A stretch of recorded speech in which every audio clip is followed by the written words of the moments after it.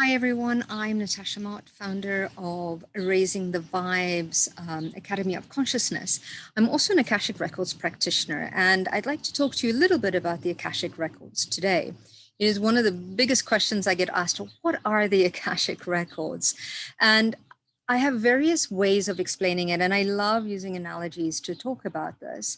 So, one analogy that I have for what is the Akashic Records is I sometimes like to relate to it as kind of like the Google of the spiritual world. So it's really the World Wide Web of the spiritual world, where anything that is everything that has ever lived and will live in all the dimensions will have an Akashic record or will have a blueprint of some sort. And this is kind of like a spiritual database. It's much more than just Google, but having a techie background, it helped me to kind of like make sense in my mind what I could relate the Akashic records to. Now, many different religions will have their way of explaining what are the Akashic records, or make reference to them. So, for example, in the Bible, there's a passage that talks about there not being a hair that doesn't fall from your head that isn't recorded somewhere. It is recorded within the Akashic records. Okay. The Akashic records, also, I like to explain it as kind of like, for those of you that are into healing or are natural healers, whether you're, of any kind of like medical field, is I like to refer to the Akashic records really as fascia. Again, it's a web that runs through all of our body, keeping up our organs together. It's all, it holds everything together. And the Akashic records really has a lot of information and holds all the planets in place, as well.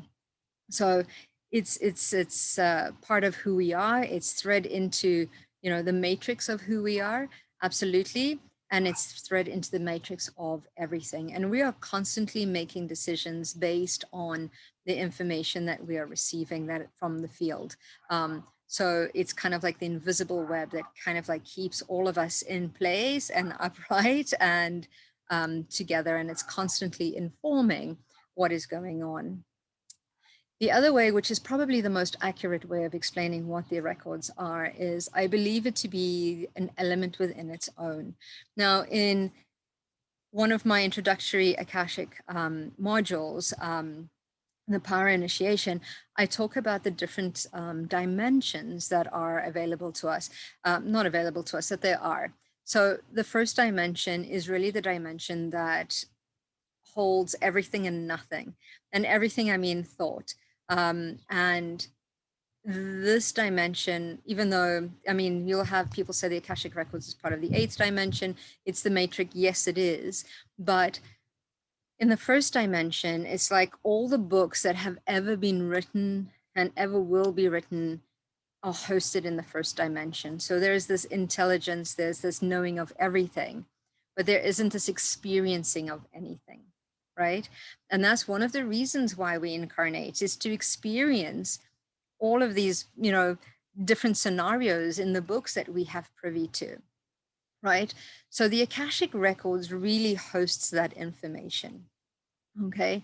And this is what we're playing out, is we're here to really start to see who we are from a different perspective. So it is an element to which everything derives from.